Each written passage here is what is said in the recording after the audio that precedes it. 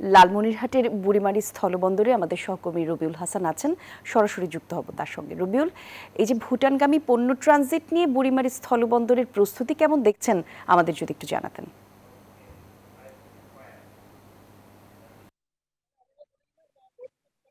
ধন্যবাদ কলি। আপনি যেমনটি বলছিলেন যে গত 24 তারিখে গত 5 তারিখে কিন্তু পণ্যবাহী থাইল্যান্ডগামী একটি মালামাল কিন্তু চট্টগ্রামে পৌঁছেছে। চট্টগ্রাম থেকে কিন্তু বাংলাদেশের ভূখণ্ড ব্যবহার করে কিন্তু বুড়িমারি স্থল বন্দর হয়ে কিন্তু ভুটানে যাওয়ার কথা রয়েছে।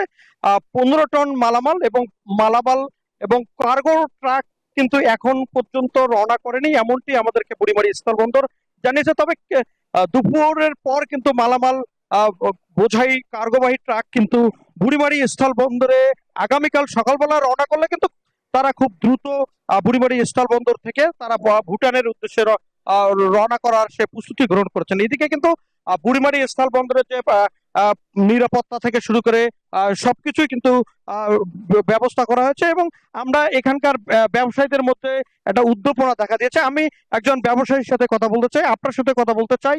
ভুটানের সাথে বাংলাদেশের সম্পর্ক এবং বাংলাদেশের রাস্তা ব্যবহার করে যে মালামাল নিয়ে, তাতে বুড়িমারি স্থল বন্দর ব্যবসায় কোনো লাভ হবে কিনা?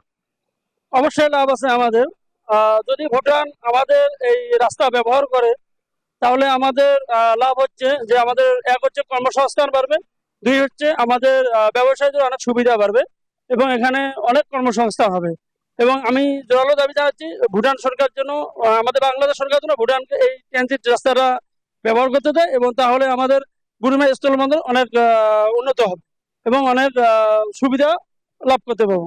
ধন্যবাদ আপনাকে। আমরা শুনছিলাম একজন ব্যবসায়ী কিন্তু বলছিল যে বুড়িমারি স্থল বন্দর যদি ব্যবহার করা হয় তাহলে এখানকার মানুষের কর্মসংস্থান সৃষ্টি হবে এবং ব্যবসায়ীরা কিন্তু লাভবানের একটা আশা প্রকাশ করছেন।